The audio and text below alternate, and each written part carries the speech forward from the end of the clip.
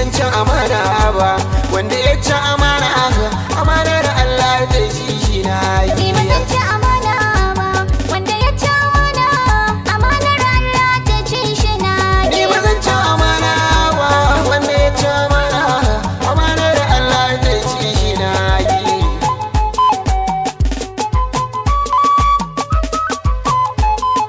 Suna faɗi wai za na guje ka na barka na ce musu a'a ne. To bara ku ji zancen nan da zan yi babban sako ne. Na ji waɗansu suna ta faɗin soyayya wai cuta ne. Ni ku na ce ƙarya ne, masu faɗi ma yawa ne. Soyayya ta zan gado kama da wani aibatawa ne. Na ɓarar da tunanin ku in ci amanar soyayya na ƙi.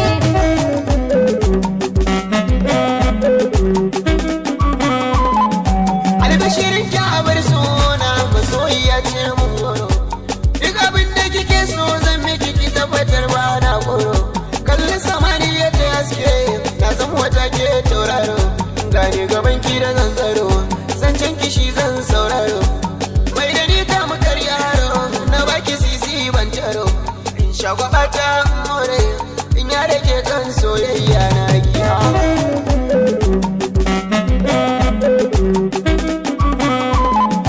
Ni tsoron da nake yi halin maza kar ka nuna, idan ka bar na masoyi ni a ina ne zan zauna.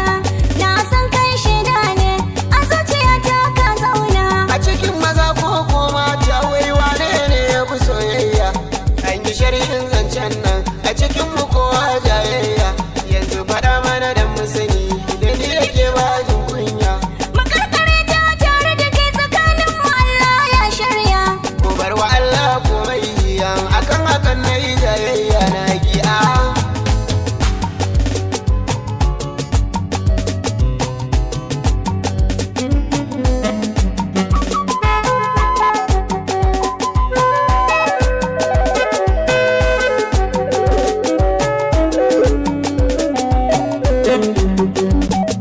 Almakashi na rabin raina jagora na.